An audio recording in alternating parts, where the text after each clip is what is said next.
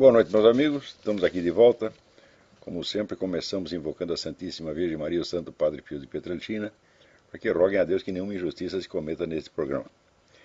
Eu queria avisar vocês que de 7 a 12 de maio eu vou proferir aqui em Colonial Heights, Virgínia, o curso Conhecimento e Moralidade, em 6 aulas.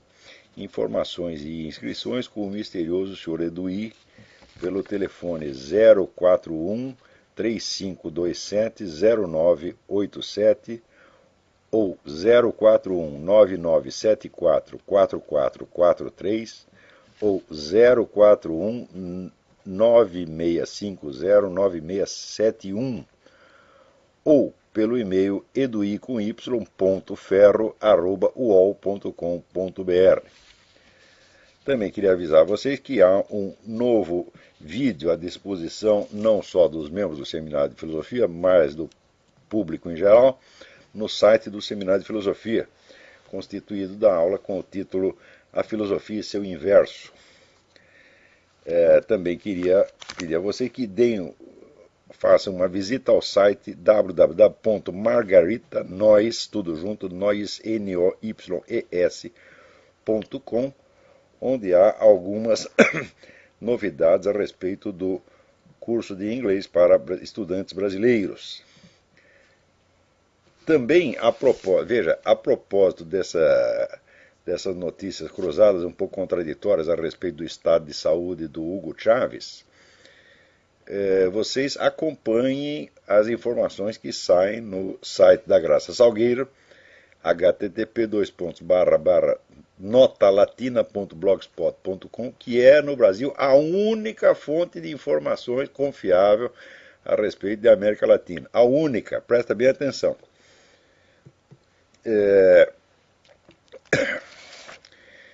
Agora, por enquanto nós ainda podemos ter acesso a essas notícias por internet, o que não sai na grande mídia, porém, já está rolando aí na ONU um processo para criar uma regulamentação mundial da internet. É uma coisa feita, sobretudo, por iniciativa dos governos da Rússia e da China. Quer dizer, a China já estabeleceu para a sua população um controle verdadeiramente draconiano da internet. Tem um monte de coisa que eles não podem ter acesso. Agora eles querem estender isso para o mundo inteiro. Né? Entre outras novidades que isto traria, quer dizer, você teria um controle internacional de segurança da internet. Né? Mais ainda, as companhias de telefone cobrariam taxas extras, tá certo? Para ligações internacionais, exatamente como no telefone. Tá certo? Isto tudo para criar renda para essas gigantescas empresas estatais e para os governos. Né? Sem contar a facilidade de censura que isto vai dar para esses governos que já capricham no controle da circulação de opiniões dentro do seu próprio país. Então, é incrível, porque esses dias teve aí, falando o ex-assessor do Carter, né? Carter foi o pior presidente americano de todos os tempos, né? O Obama está competindo, está fazendo o possível para alcançá-lo, mas o assessor do Carter, Zbigniew Brzezinski, está esses dias celebrando, dizendo, não, os Estados Unidos não são mais a superpotência dominante, nós temos que nos acostumar com um mundo multipolar. Multipolar é uma conversa, meu filho. Quer dizer, se cai os Estados Unidos, sobe evidentemente a China e a Rússia, isso é uma coisa evidente, esse negócio de multipolar não existe. Quer dizer, como é que você pode ter um mundo multipolar, quer dizer, entre potências econômicas do tamanho dos Estados Unidos, Rússia e China, tá certo? E digamos, ou a Itália, ou o Uruguai, ou o Paraguai? Isso não existe. Tá certo? O que existe é as grandes potências. Ou você tem uma dominante, ou você tem duas ou três, quer dizer, você tem o equilíbrio das grandes potências, como em geral tem acontecido. Agora, se uma delas enfraquece, as outras sobem, que vão subir a Rússia e China. E daí isso quer dizer que nós vamos viver exatamente, ou a população mundial será submetida a um regime como tem na Rússia e China. Por falar nisso, esses dias andou circulando uma notícia de que o Vladimir Putin está oferecendo abrigo para os cristãos perseguidos no mundo inteiro. Então está dizendo, né? como antigamente nos Estados Unidos, venham todos, nós vamos aqui proteger todo mundo. Tá? E alguns conhecidos meus, alguns até amigos meus, né, católicos, evangélicos, estão entusiasmadíssimos com isso. Um até diz, agora inverteu, a Rússia está desempenhando o papel dos Estados Unidos, né? E os Estados Unidos perseguem os cristãos e a Rússia vai proteger. Falo, vocês estão absolutamente loucos, loucos, loucos, loucos quando acreditam numa coisa dessa. Porque, você veja, na Rússia, o Putin está conseguindo instalar uma ditadura cada vez mais abrangente e controladora.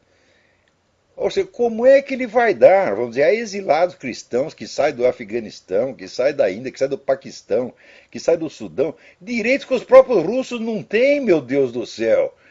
Quer dizer, ele está oferecendo uma coisa que ele não dá aos seus próprios cidadãos. Isso é claro que isso é mentira. Agora, como é que isto começou? Se vocês acompanharem as obras do professor Dugin, Alexander Dugin, vocês vão entender que isso é a aplicação de um processo estratégico já concebido muitos anos atrás, que é justamente de restaurar aquele mito que já vinha do século XIX, que foi inventado por Vladimir Solovyov e outros filósofos nacionalistas russos no século XIX, que colocava a Rússia como a portadora da grande missão salvadora para o mundo. Quer dizer, a Rússia seria a voz de Deus, não é isso? No mundo. Então, falaria em nome da autoridade divina que teria sido perdida pelos países ocidentais. Então, depois deste intervalo de 80 anos de comunismo, né, com todos os crimes pelos quais jamais ninguém foi punido, então o mesmo pessoal que já era da KGB no tempo do velho comunismo e que está no poder até hoje, eles inventaram um negócio. Falaram, olha, nós queimamos a nossa reputação com o negócio do comunismo, nós temos que inventar uma coisa nova. Então puxaram do fundo do século XIX esta mitologia da Rússia salvadora. Um momentinho, você pode fechar a porta lá? Puxaram do fundo do baú essa mitologia da Rússia salvadora e estão vendendo isso para o mundo. E se prevaleceram de um detalhe, tá certo? Particularmente perverso nessa história toda. Vocês sabem que, quando houve as aparições de Fátima, Nossa Senhora pediu que o Papa reunisse os bispos de todo o mundo para que fizessem um ritual consagrando a Rússia ao Sagrado Coração de Maria. Tá certo? Isso jamais foi feito. Tá certo? Todo mundo sabe que não foi feito. Até hoje você tem uma campanha, os católicos insistindo, tá certo? E os papas, um atrás do outro, né, covardemente pulando fora da sua responsabilidade. Não é porque é papa que você tem que admitir que o sujeito tem toda a qualidade do mundo. Fala, não, não, não. Você é papa, você tem mais obrigação que os outros. Então, agora, todos eles pulando fora sob os pretextos os mais estapafúrdios. Quando chegou no tempo do João Paulo II, o João Paulo II, para não dizer que não fez nada, ele fez uma vaga consagração do mundo, né? A Nossa Senhora não reuniu os bispos, nem coisa nenhuma, ele sozinho fez, aqui vamos consagrar o mundo ao Sagrado Coração de Maria. O que os russos fizeram? Imediatamente disseram, pronto, a Rússia está consagrada ao Sagrado Coração de Maria e agora nós estamos com a corda toda, agora nós somos a voz do Espírito Santo. Então, é este mesmo plano, quer dizer, vender de novo a imagem da Rússia como salvadora do mundo, quer dizer, ela já era salvadora do mundo no tempo do Tsar, né? Porque quando você lê ali os escritores russos, todos acreditaram que a Rússia tem uma grande missão espiritual, tá certo? Que ia aparecer no século XX e a Rússia ia trazer a salvação da humanidade. Vocês viram a salvação que trouxe, foram 70 milhões de mortos, né? E mais terror e miséria para tudo quanto é lado. Então, falhou no tempo do Tsar, falhou no tempo do comunismo, então agora é de novo a terceira onda de propaganda nacional russa. E as pessoas estão acreditando, falam, mas vocês não estudam história, vocês não leram sequer o Dugin, meu Deus do céu, vocês não sabem o que... Se você não estuda o que o Dugin fala, você não sabe o que se passa na cabeça do Putin, portanto você não entende quais são os planos russos. Tá certo? Agora, eu estou falando desse negócio vai fazer 10 anos, mas no Brasil é pior que falar com uma porta.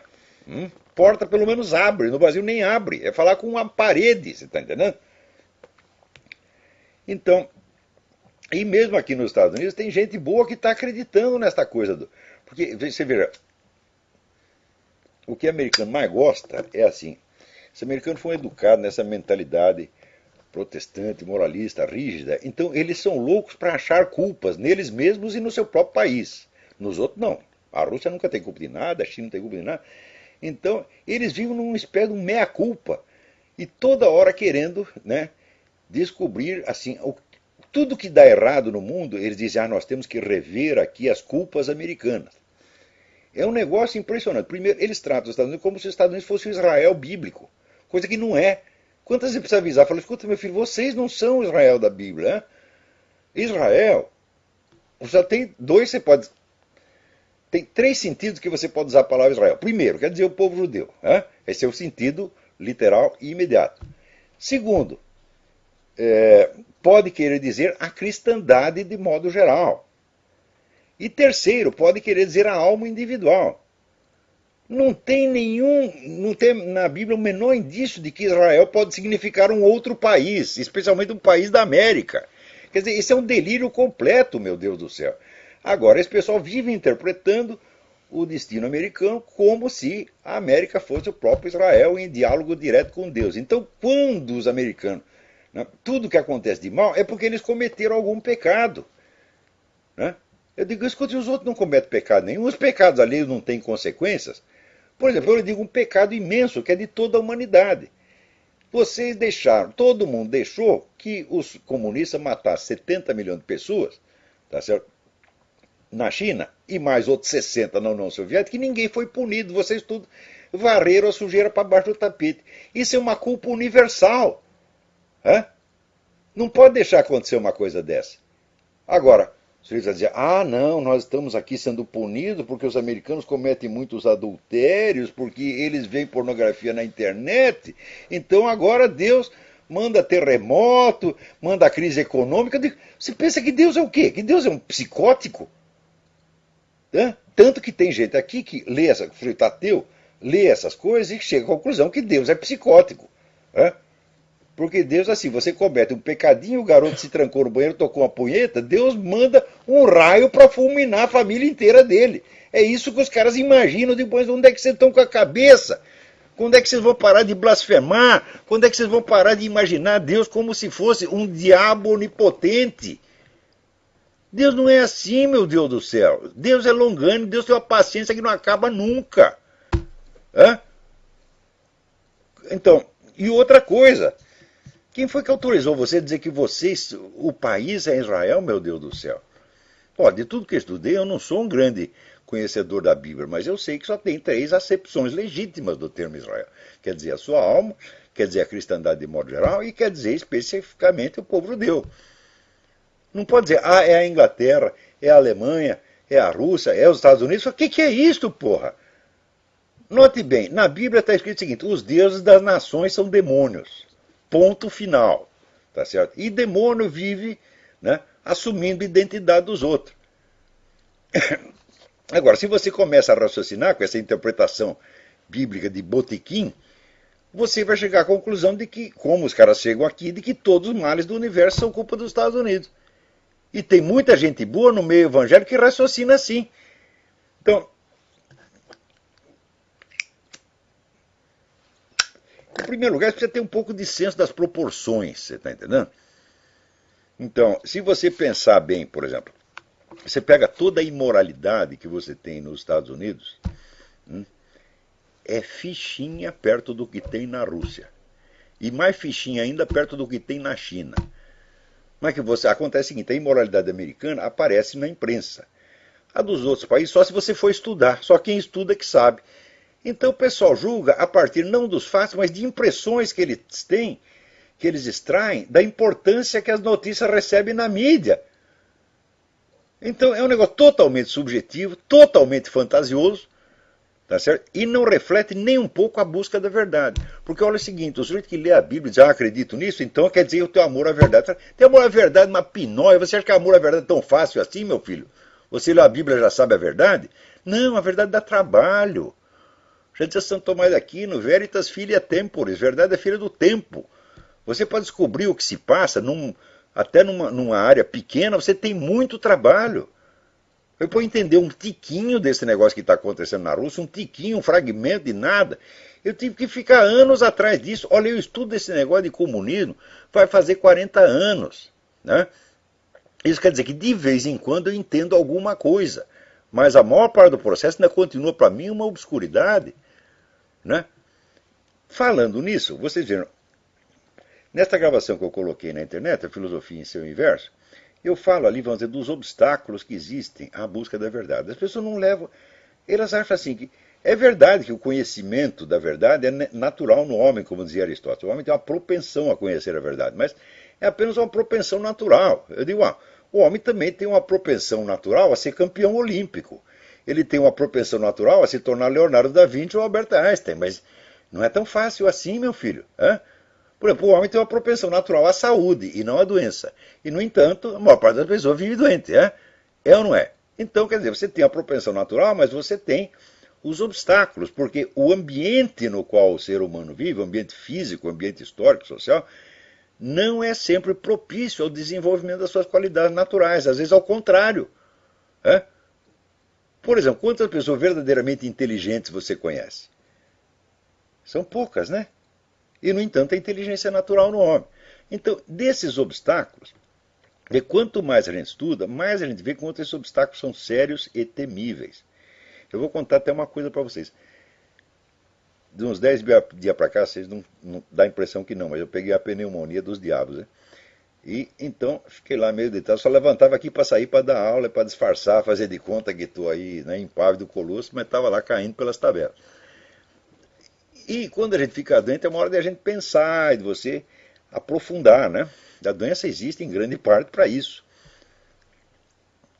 E daí eu comecei, né, deitar lá na cama de olho fechado, começava a vasculhar a minha cabeça, e eu comecei a fazer um repertório de quantas ideias gnósticas tinham entrado no meu subconsciente, não na consciência. Então, por exemplo, objeções contra Deus. Falei, tem um discurso imenso contra Deus no fundo da minha cabeça. Não que eu acredite nele. O problema não são as ideias em que você acredita na hora que você está falando. O problema são aquelas ideias que estão lá no fundo e que atrapalham o seu raciocínio. Bloqueiam. Você está entendendo? São coisas nas quais você não acredita, mas que estão lá. É os diabos que estão assoprando coisas. Veja, o gnosticismo é uma coisa que pervade a cultura contemporânea para tudo quanto é lado. O gnosticismo, mais o gnosticismo do que o ateísmo. O número de ateus, na verdade, é muito pequeno. Mas o número de gnósticos, isso é, sujeitos que têm uma visão demoníaca de Deus, uma visão invertida de Deus, tem a visão de Deus como um perseguidor, é uma coisa enorme. Isso está na nossa cultura em tudo quanto ela. Se você pegar a obra de Franz Kafka, todinha, ela é isso, ela é um discurso contra Deus. É o cara que se faz de vítima de Deus.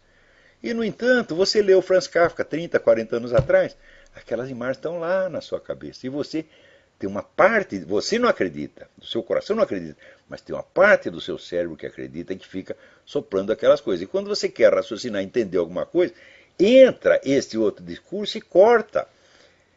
Então, eu tenho fé religiosa. Você tem? Sim, mas quantos elementos gnósticos estão lá no fundo do seu cérebro, atrapalhando você e fazendo com que, na prática, você acabe, às vezes, chegando a conclusões que é a gnose que quer levar você para lá, não é Cristo. Quantas vezes isso não acontece? Agora, quantas vezes você parou para você rever o seu gnosticismo inconsciente? Você vê, eu que estou para fazer 65 anos, quer dizer, já estou um homenzinho, né? Eu foi a primeira vez na minha vida que eu comecei a rever isso. Falei, peraí, vamos escavar, né, este lixo gnóstico que ficou aí de leituras, de coisas que eu ouvi falar, de atitudes que estão disseminadas na sociedade, de frases que você ouviu no botequim, de coisas que vêm da sua família, etc. Eu vi, mas é uma montanha! É uma montanha! Então, toda vez que eu digo para mim, Deus é infinitamente bom, tem um pedaço lá no subconsciente que fala, não, Deus é maligno, etc, etc. Ou seja, você não vai acreditar naquilo, mas aquilo diminui a intensidade da percepção que você está tendo. Torna, às vezes, sem efeito. Tá certo? Então, o pessoal vem falar de metodologia filosófica. Eu digo, meu filho, metodologia filosófica é autoconhecimento, em primeiríssimo lugar. Se você não tem ideia, vamos dizer, de todo este lixo subconsciente dentro de você, você não se conhece. Então, quando você diz a palavra eu não quer dizer nada. Hã? Quer dizer, você não, aí tem que falar que nem o Gurdjieff, você não tem eu nenhum, meu filho. Tá vendo? Isso que é verdade, você só tem assim, uma amálgama de minhoca que os outros puseram na sua cabeça 30 anos atrás, que você nem lembra mais. Agora, quando não lembra é que é o problema. Quer dizer, nem todo pensamento que tem dentro de você entra na sua consciência como uma afirmação na qual você acredita. Não. Ele entra como obstáculo a outras afirmações nas quais você desejaria acreditar. Ele entra como obstáculo à sua percepção do mundo. E todos nós, os caras que são, por exemplo, pretensão de ser filósofo, a primeira coisa é essa: conhece-te a ti mesmo, meu filho. Hã? Se não tem isso, não tem absolutamente nada. Não adianta você estudar metafísica, né, epistemologia, lógica, matemática, você não vai chegar a nada. Né? Então, agora, a propósito disso, né, aqui, veja você, saiu uma notícia na Folha de São Paulo dizendo que o curso superior não tem elevado a renda. Quer dizer, as pessoas fazem faculdade na ilusão de que elas vão obter uma renda maior. Não vão. Né? Ao contrário. E você vê que no Brasil, o pessoal fala recuperação econômica, bom, sim, o Brasil se recuperou economicamente, voltou a crescer, etc, etc. Só que é o seguinte, a renda do trabalho diminui. Né? Veja, a renda de 1995 a 2002, vamos dizer, de 2002 a 2009, o acréscimo da renda do trabalho foi de 2,5%. Ou seja, 9,6% inferior à de 1995. Então você vê, quando isso acontecia no tempo da ditadura, da malfadada ditadura militar, o presidente Emílio Garrastazu Médici ia na televisão e confessava, falava, olha, o país vai bem, mas o povo vai mal. Agora, quando acontece muito pior hoje em dia, né, o presidente vai na televisão e diz que a situação do povo está divina, maravilhosa, que está tudo indo bem. Quer dizer, está confundindo a situação da economia, de modo geral, com a situação real das pessoas. Quanto a esse negócio de que o estudo no Brasil não eleva a posição social de ninguém, eu digo isso há 20 anos. Né? Eu lembro que eu fiz um estudo para a Fundação Odebrecht e não gostaram nada dos resultados que eu mostrei lá. Eu disse o seguinte: a escola no Brasil, ela não é um meio de ascensão social. Ela é uma coisa cuja falta bloqueia a sua ascensão social, mas cuja posse não garante a ascensão social de maneira alguma. E está aqui comprovado. Né? Ou seja, o diploma dá a você um acesso a uma renda maior? Não, mas a falta de diploma pode ser usada como desculpa para bloquear a sua ascensão. Então a escola é uma espécie de guardião do portal, está lá para não deixar ninguém entrar, você está entendendo? É aqueles malditos que falam a Bíblia, que não entra e não deixa os outros entrar. Quer dizer, a escola no Brasil é um pesadelo. Ela não te ensina nada e ela não te dá meios de ascensão social. Ela é uma fraude completa. É uma fraude no sentido educacional, cultural, é uma fraude no sentido econômico. Né? Outra fraude, né, é que aparecem os autores marxistas dizendo que a universidade existe para a burguesia criar a elite dominante. Eu digo, olha, isso aí, em 2004, não deve ter mudado o mundo desde então, foi feita uma pesquisa pela Fundação Getúlio Vargas e viu que apenas 2% dos estudantes universitários queriam ser empresários. 98% queria ser empregado. Então que raio de elite é essa que só tem empregado, porra? Então, a universidade no Brasil, ela serve para dar ilusão para os pobres. Ah, nós vamos te dar educação de graça para você ter uma vida melhor. Primeiro, não é de graça, custa um montão em imposto. Tudo ali está pago, tá certo? Só que é o seguinte, entre o dinheiro que você paga de imposto e o que chega na universidade, e o que chega lá na escola estadual, o que chega na escola primária, né, tem um monte que fica ali na própria administração. Tem as propinas dos seus deputados, tem as propinas do ministro, tem mais não sei quem, não sei quem, não sei quem, então pagada 10, se você paga, chega 1 lá. Então ainda tem esse problema. Né? E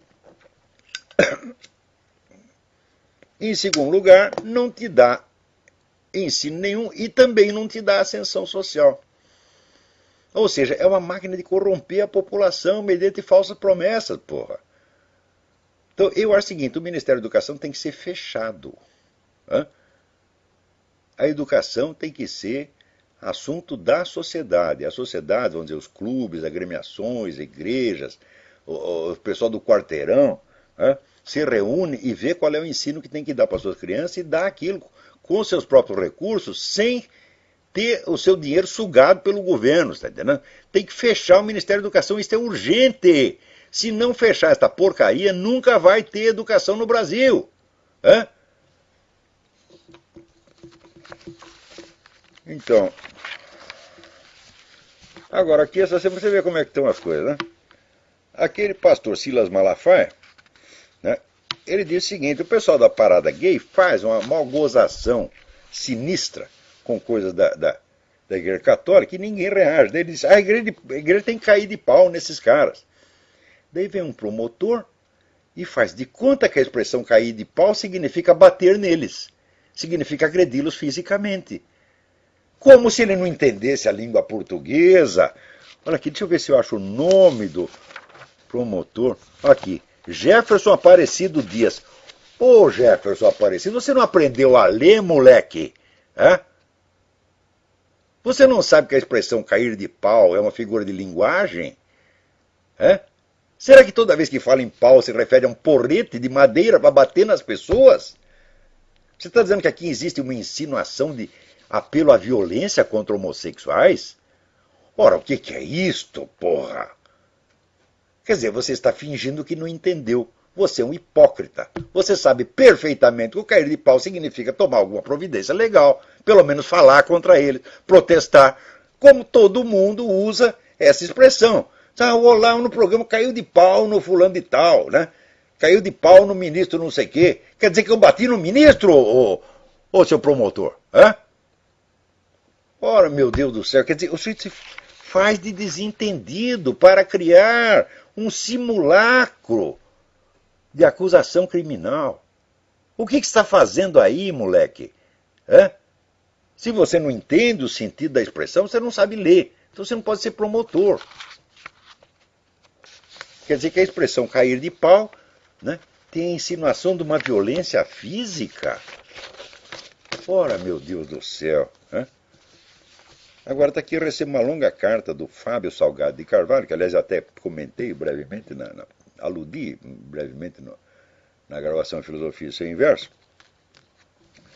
onde ele me dá aqui uma lista de brasileiros, né, estudiosos brasileiros da área analítica, que têm trabalhos importantes em lógica matemática. Ah, mas eu sou o primeiro a saber disso, tá certo? Você vê, quando teve aquele grande congresso de lógica na Suíça, que foi o maior congresso de lógica da história humana, na qual tinha 7 brasileiros participando, um dos quais era eu, tá certo? Então, quem me convidou foi um desses camaradas lógicos, estudiosos de lógica, seríssimo, que é o Alexandre Costa Leite. Então, eu tenho o maior respeito por que essa gente está fazendo. Só que é o seguinte: lógica não é filosofia, meu filho. Né? Para a lógica e a filosofia falta muita coisa. A lógica não é filosofia, assim como a gramática não é literatura. Né? Então, se você juntar um congresso de os 1000 maiores gramáticos do mundo, quantos grandes escritores terá ali no meio? Talvez 1 ou 2 no máximo. Né? Aí é a mesma coisa. Agora, o incrível é o seguinte: ele dizia que direito que está estudando em faculdade, é muito.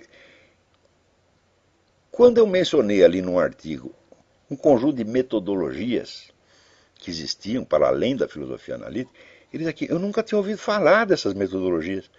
Hã?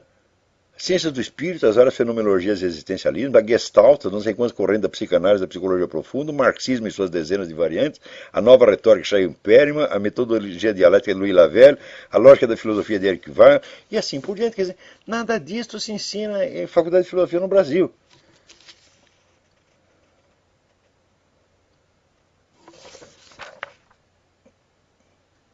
Daí me pergunta, quando o senhor mencionou que a escola analítica não absorveu, nem impugnou todos esses métodos, percebi que não poderia dizer que sou um analítico sem conhecer todas essas metodologias. Não, nem tem jeito de você absorver e impugnar tudo isso desde o ponto de vista da escola analítica, porque a escola analítica não tem essa abrangência. Existem áreas da realidade que são absolutamente inacessíveis aos métodos da filosofia analítica. Então o que você pode fazer é juntar métodos. Você pode somar os métodos que você tem da filosofia analítica com outros. Você pode articular. Quando ele diz que eu só adoto algum método específico, sim, adote. E justamente para isso que eu dei o curso de introdução ao método filosófico. Está lá, o método que eu uso está lá. Tá certo? Outra que me escreve aqui uma carta importante é o Tiago Melo, que eu mencionei no programa passado. Ontem, assim, o programa viu que o senhor comentou o meu e-mail sobre a manipulação das estatísticas de homicídio no Brasil. Presta atenção. Bem, professor, só queria esclarecer que eu não sou o primeiro a mexer nisso. Já houve algumas pessoas que andaram averiguando isso no final do ano passado, entre elas Daniel Cerqueira, do IPEA, averiguando as incoerências nas estatísticas do Rio de Janeiro. Existe um cidadão, mas não estou autorizado a passar o nome, que fez uma entrevista com um delegado de São Paulo e o mesmo afirmou sobre os casos de latrocínio e morte em hospital após o ocorrido. Ou seja, se a vítima não morre na hora, morre depois no hospital, isso não é computado nas estatísticas de homicídio. Veja que sacanagem, né? Então, também existe uma denúncia do ex-governador Roberto Requião afirmando no seu próprio site que o Estado de São Paulo contabiliza alguns crimes de forma a camuflar a real situação, contando crimes onde existem vários mortos com apenas um boletim de ocorrência. Então aparece um crime, quando na verdade teve vários. Mas não deve acontecer só no Estado de São Paulo, no Paraná não acontece, não, Roberto Requião. Né? Estou continuando a pesquisa. Olha, isso aqui que você está fazendo é um trabalho altamente meritório, Tiago. Continue, né? E nós vamos dar toda a divulgação possível a esses seus estudos. Né? Isso é importantíssimo, porque você vê, a estatística oficial já está na base dos 50 mil, já é um negócio absolutamente assustador.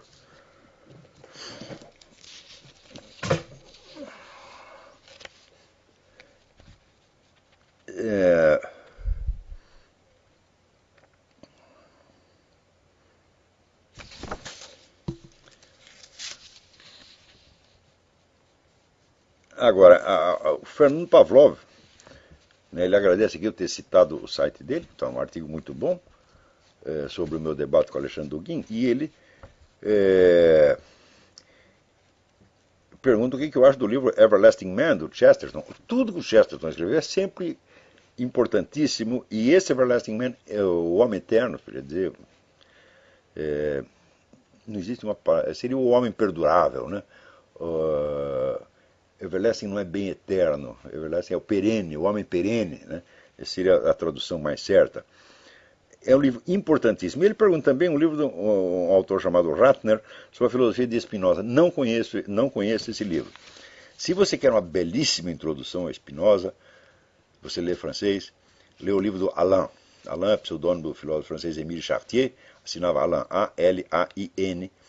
E tem um livro chamado Spinoza. É um livro de 100 e poucas páginas, mas é um primor, né? Alain foi um grande professor de filosofia, um excelente filósofo, um grande professor de filosofia, assim, inesquecível.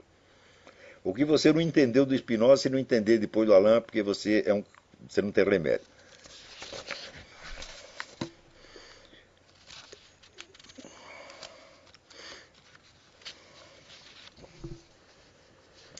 Aqui, Gabriel Marini. Ele diz o seguinte: você sempre diz que é necessário conhecer o inimigo, ou seja, estudar o marxismo. Se eu puder criar uma lista de leitura do marxismo, apresentar algum autor que possa dar auxílio à leitura dos textos dessa escola, muito bem. Os livros que existem a respeito, livros da mais alta confiabilidade, são muitos. Muitos, tá certo? Mas só para adiantar o expediente, você não perca os livros do Alexander Zinoviev sobre a sociedade soviética. Ele tem um livro chamado O Homem Soviético, tá certo? E ele diz o seguinte, ele diz que a sociedade soviética ela não é um desvio do marxismo, ela é o próprio marxismo encarnado, tá certo? E ele analisa lá como é que a coisa funciona na prática, na realidade. Isso é muito importante. Então, comece pelos livros do Zinoviev. Né? Zinoviev era um professor de lógica matemática.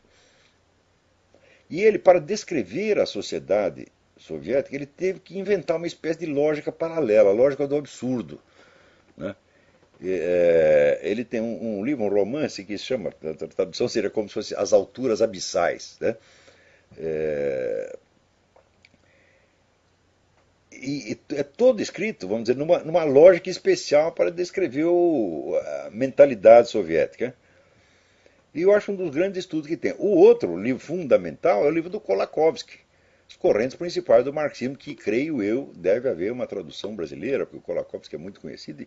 O Kolakowski era muito lido no Brasil no tempo que ele era um filósofo oficial da Polônia. Só que o Kolakowski não parou de evoluir e chegou à conclusão de que tudo aquilo é uma loucura, tá certo? E acabou dedicando a segunda metade da vida dele a fazer análise em profundidade do marxismo. Então, o livro do Kolakowski, The Main Currents of Marxism, é um livro importantíssimo, fundamental. Que mais que eu poderia... Eu vou fazer uma listinha de 10 aqui e prometo apresentar no programa seguinte.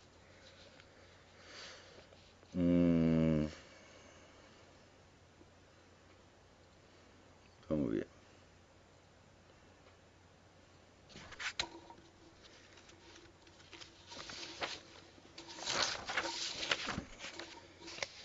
Olha aqui. O James Rutz, que é autor do livro Mega Shift, um livro muito importante sobre a expansão das igrejas evangélicas informais, seja, as igrejas domésticas no mundo, está escrevendo ali no Worldnet dele uma série de artigos que vocês não podem perder. Soy is making kids gay. Ou seja, a soja está diminuindo brutalmente a dose de testosterona nas novas gerações. É uma série de artigos, não percam, não chegou à conclusão ainda, mas não deixe de acompanhar. Isso é um fenômeno importantíssimo. Também o próprio WorldNet dele, esse mês, publicou, né, um número especial sobre a fraude alimentar. Olha, praticamente tudo que vocês têm ouvido sobre comida saudável está tudo errado, meu Deus do céu. De que não é para consumir açúcar, não é para consumir sal, não é para consumir feijão, não é para consumir mais isso, mais aquilo, cuidado com o colesterol. As pessoas estão tudo louco.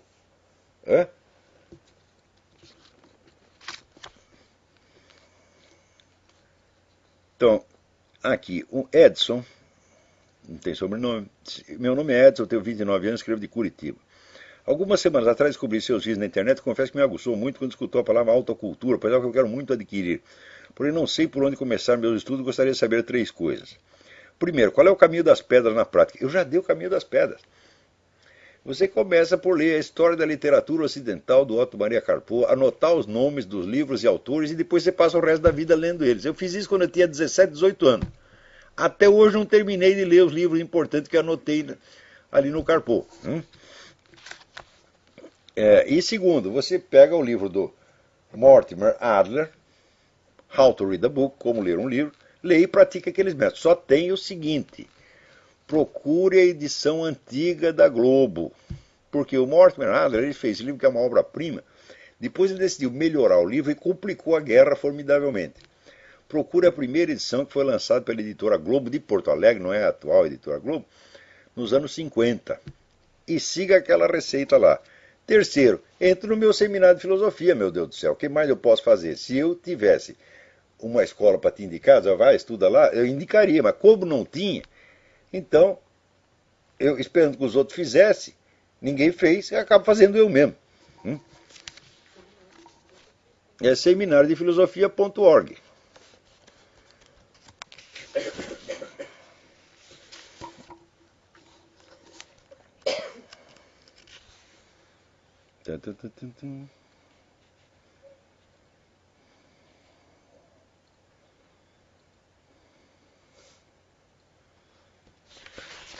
Vamos ver o que mais.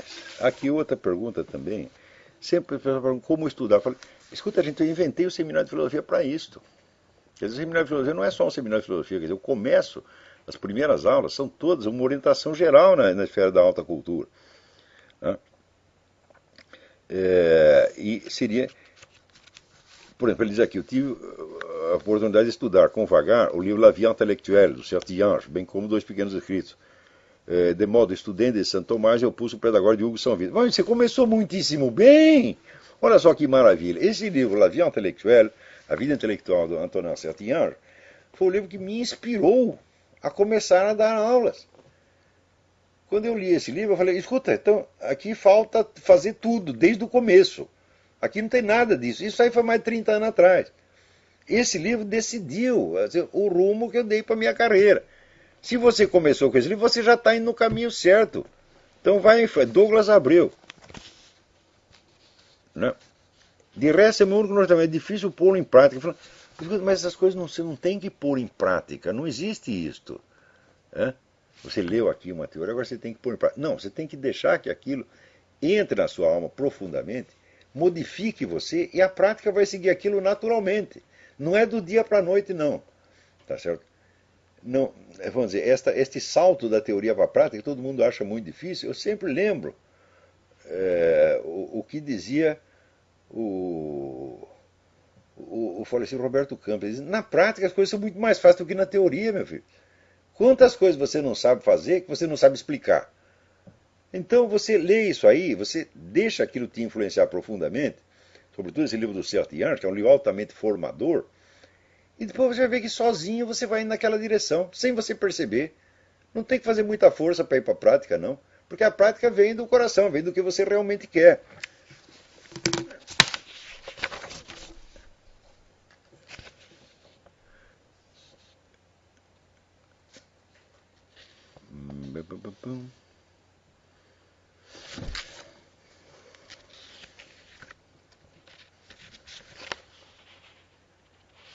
Agora, aqui saiu um artigo. Espera aí.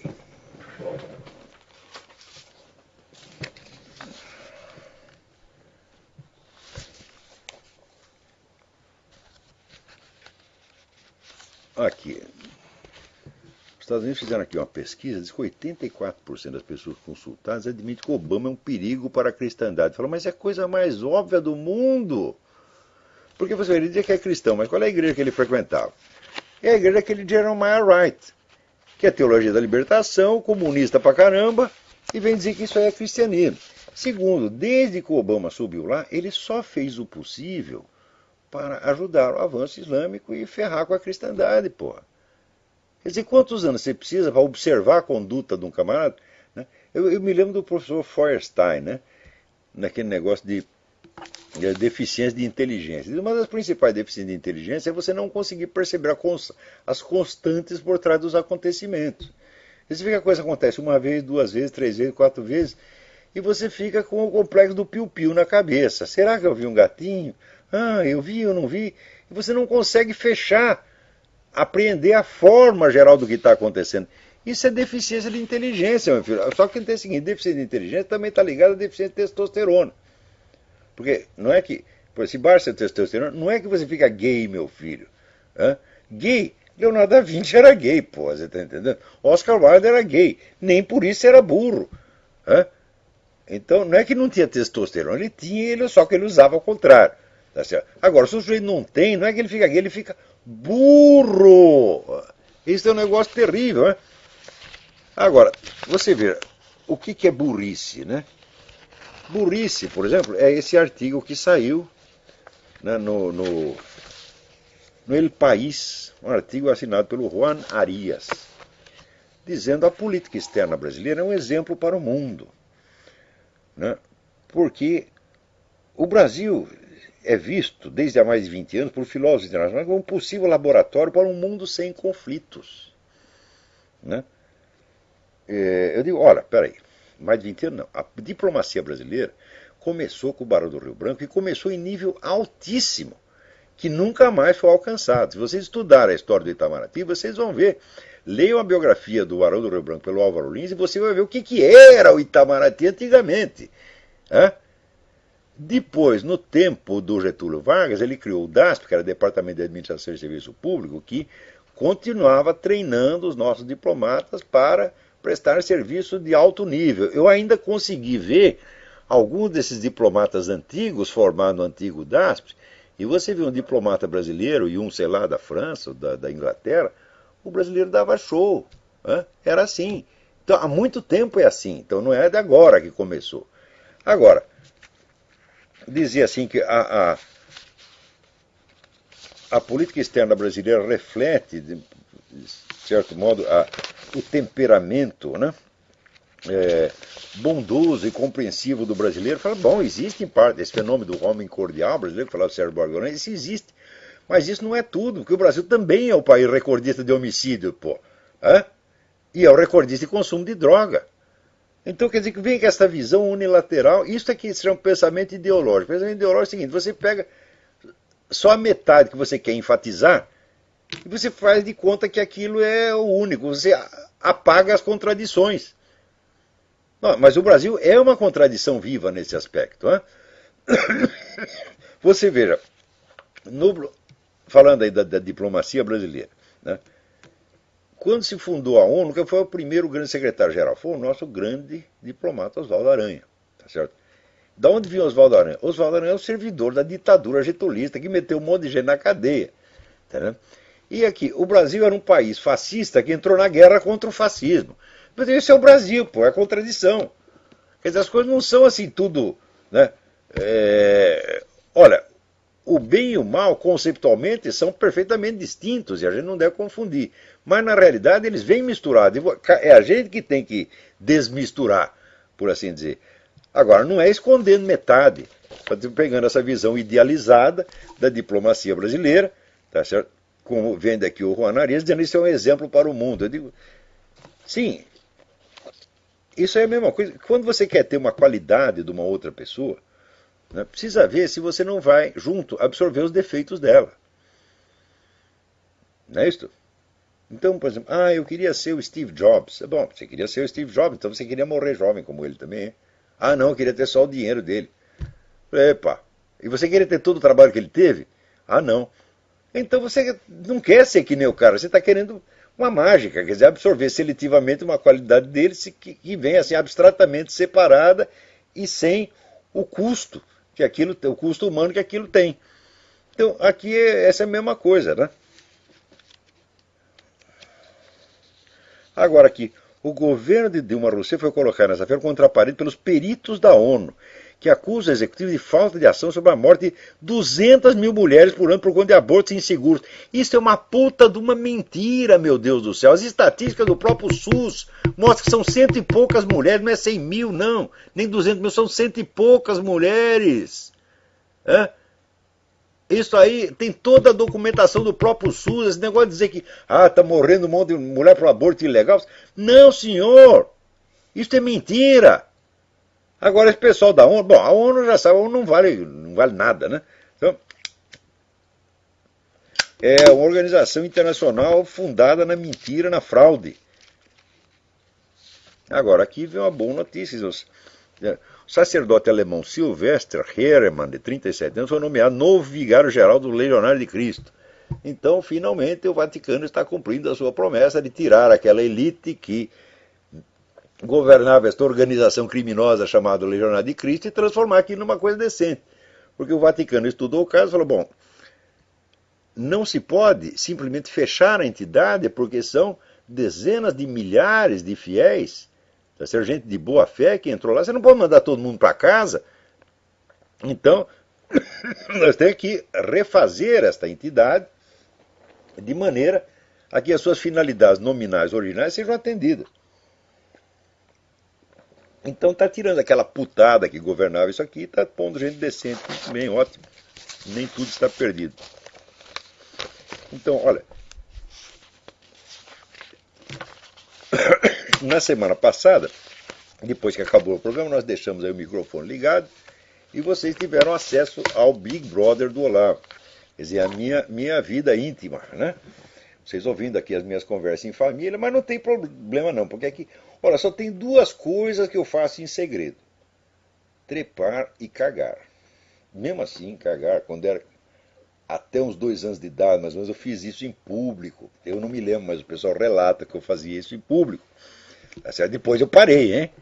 Então, tirando as atividades sexuais e excretivas, o resto vocês podem saber, não tenho nada para responder, tá bom? Não tem problema. Então, até a semana que vem, muito obrigado.